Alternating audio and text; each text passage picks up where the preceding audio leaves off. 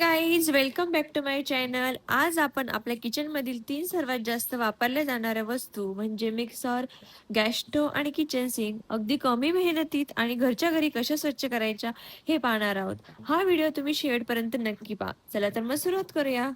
सर्वात आधी मी गॅस पूर्णपणे थंड झाल्यावर बर्नर आणि स्टँड काढून घेतले. गरम पाण्यात बेकिंग सोडा आणि शॅम्पू घालून त्यात बर्नर 20 मिनिटे भिजवले. नंतर टूथब्रशने स्वच्छ घासून घेतले. त्यामुळे बर्नरची छिद्रे बंद झालेली असतात ना, ती पण साफ होऊन जातात आणि गॅसची फ्लेम पण चांगली असते. नंतर गॅसच्या वरच्या भागावर बेकिंग सोडा, नंतर लिंबाचा रस व व्हिनेगर पण टाकून घेतला आणि 10 मिनिटांनंतर टूथब्रशने छान असा घासून घ्यायचा. स्क्रबर वगैरे वापरायचं नाही, नाहीतर गॅसच्या ग्लासवरतीने स्क्रॅचेस पडतात. तुम्ही बघू शकता सर्व तेलकट डाग आणि जळलेले डाग सहज निघून गेले आणि शेवटी मायक्रोफायबर कपड्याने छान पुसून घेतलं.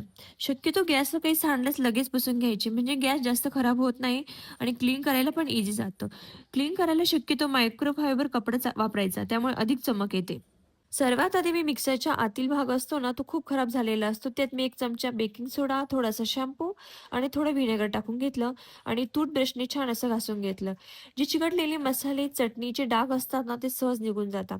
नंतर थोडीशी टूथपेस्ट पण घेतली आणि ती पूर्ण मिक्सरच्या बाहेरून लावून घेतली आणि ब्रशने सगळीकडे घासून घेतली. नंतर मायक्रोफायबर कपड्याने पुसून पण घेतला.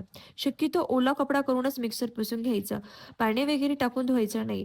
स्विच आणि मोटरच्या भागात पाणी गेलं की मिक्सर खराब होतात, म्हणून शक्यतो ओल्या कपड्यानेच मिक्सर पुसून घ्यायचे.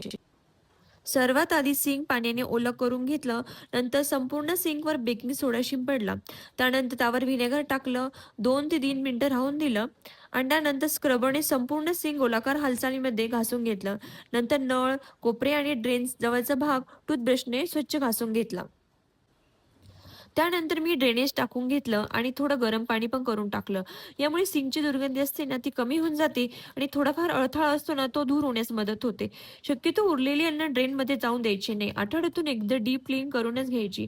नंतर मी शेवटी कोरड्या कपड्याने सिंक पुसून घेतलं. बघा सिंक किती आरशासारखं चमकतंय. तर मित्रांनो, आज आपण मिक्सर, गॅस स्टोव्ह आणि किचन सिंक अगदी सोपे आणि कमी खर्चात कसे स्वच्छ करायचे ते पाहिले.